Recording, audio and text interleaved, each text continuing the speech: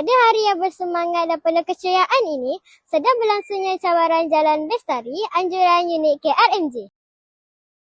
Program ini menghimpunkan murid-murid untuk menguji ketahanan fizikal, mental serta semangat kerjasama dalam suasana pembelajaran di dua bilik darjah.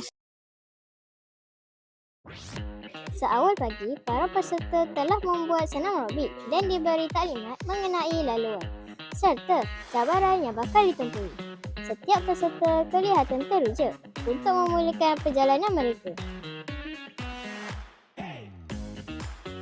Sepanjang perjalanan, para peserta perlu mengenal pasti papan tanda lalu lintas dan menjawab soalan dalam borang cabaran Jalan Bestari yang telah disediakan.